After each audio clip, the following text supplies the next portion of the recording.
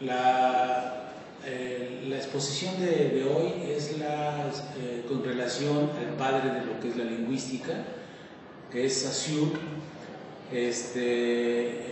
Él no hizo realmente un trabajo concreto con lo que vendría siendo la edición que posteriormente apareció como el curso de lingüística general. Este curso de lingüística general fue escrito más bien por sus alumnos, quienes tomaron sus clases y a partir de los apuntes que tenían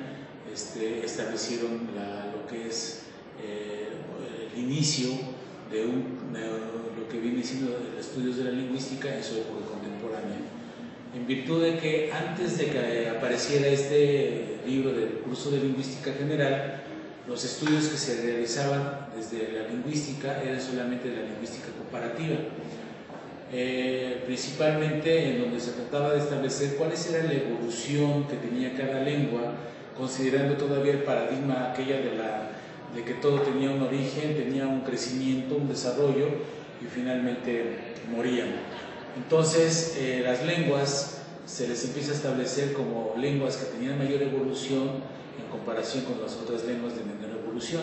Obviamente que este paradigma nos llevaba a pensar que, por ejemplo, las lenguas, sobre todo las europeas, que venían de una tradición desde la India, por eso son definidas como indoeuropeas, eran lenguas que tenían una larguísima tiempo de duración o historia de larga duración y por lo tanto eran lenguas sumamente evolucionadas, a comparación de algunas lenguas que empezaban a presentar como en África, en Asia, en América, que se consideraban que eran lenguas que no alcanzaron a la madurez total y eran lenguas menos evolucionadas. Esta conceptualización era una conceptualización que nace a partir de un mal concepto que había de la evolución, en términos de que el hombre blanco era el hombre más evolucionado y ahí lo mismo tendría que ser sus propias lenguas, que consideraban que eran las más evolucionadas. Este evolucionismo tiene su decadencia con el trabajo de Saussure, Bernardin Saussure,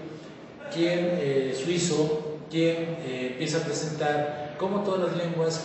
conservaban o contenían dentro de ellas lo que es propiamente una estructura y que trabajaban o se relacionaban en función de un sistema. Ese sistema era distinto, pero tenía los mismos alcances de complejidad en cualquiera de las lenguas. Entonces viene a innovar básicamente esa conceptualización evolucionista que tanto predominó durante la época previa del siglo XIX para atrás. Bernardin Saussure escribe a principios del siglo XX y es uno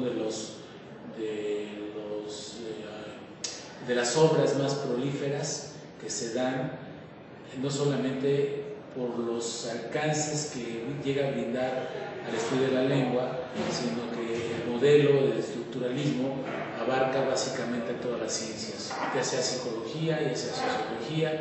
ya sea antropología, incluso hasta la misma biología, que se empieza a ver en esos términos de estructura y no solamente desde el punto de vista evolucionista. Los principios básicos de Saussure se pueden contemplar cuando él, en una parte de su obra, menciona la existencia del signo. El signo va a ser básicamente lo que se encargará de establecer el código con el cual se establecerá la posibilidad de la comunicación de un sujeto a otro sujeto. Él inicialmente es el que nos presenta el primer modelo de comunicación donde solamente existen dos elementos fundamentales, uno que es el emisor, en otro donde está el receptor, pero en la comunicación dada está de por medio el código